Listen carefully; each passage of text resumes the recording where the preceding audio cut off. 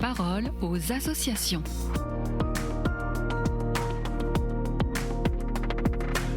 Bienvenue dans la parole aux associations. Aujourd'hui, nous recevons Amélie Berthelin, responsable de l'information à l'aide à l'Église en détresse. Bonjour Amélie.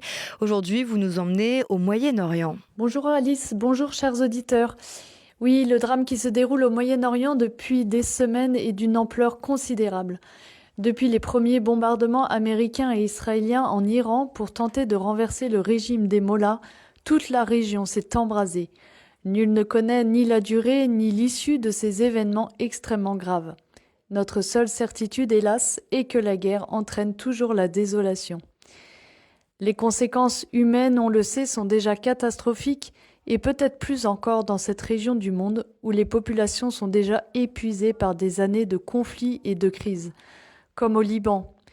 Pourtant, malgré l'intensification des combats et les ordres d'évacuation, des habitants choisissent de rester, des chrétiens notamment, craignant de ne jamais pouvoir revenir s'ils étaient contraints de fuir. Ce choix est parfois lourd de conséquences. Nous avons appris il y a quelques jours avec stupeur et douleur la mort du père Pierre Al-Raï, prêtre maronite, qui avait refusé de quitter son village pour rester auprès de ses paroissiens. Nous travaillons justement avec lui pour aider les villages du sud du Liban qui ont déjà tellement souffert ces derniers mois des bombardements. L'Église peut-elle agir sur place ? Oui, bien sûr, au milieu de ce chaos, l'Église, même si elle est minoritaire et manque souvent de moyens, assure un rôle essentiel au service de toutes les populations. Elle sert de refuge pour tous ceux qui en ont besoin, malgré l'immense fatigue à laquelle elle fait face elle aussi.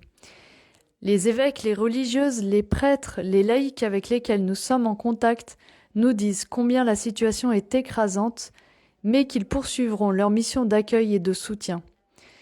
Des familles, des écoles, des paroisses, des hôpitaux aussi ont ouvert leurs portes pour se mettre au service de tous, pour offrir un peu de nourriture et un toit. Et aussi réconforter ces milliers de personnes qui, une fois de plus, sont obligées de quitter leur maison, leur terre, leurs amis, leur travail, pour l'inconnu. Comment peut-on agir concrètement ? À l'AED, nous avons immédiatement lancé un fonds d'urgence pour justement venir en aide à ceux qui sont dans le besoin. Avec cet argent, nous pouvons aider l'Église à leur fournir dès à présent de la nourriture, des produits d'hygiène, des médicaments ou encore des matelas et des couvertures. L'Église que nous aidons a, hélas, une certaine habitude de ces situations d'urgence et sait précisément comment s'organiser pour être le plus efficace possible. C'est pourquoi en donnant par exemple 75 € à l'AED, vous permettez d'offrir un kit d'urgence à un Libanais pendant 1 mois. Alors je voudrais remercier du fond du cœur tous ceux d'entre vous qui répondent avec générosité à notre fonds d'urgence. Marielle, l'un de nos contacts au Liban, nous a écrit ceci. Dans ces moments de grande inquiétude, savoir que nous sommes portés par vos prières et votre charité est un vrai réconfort.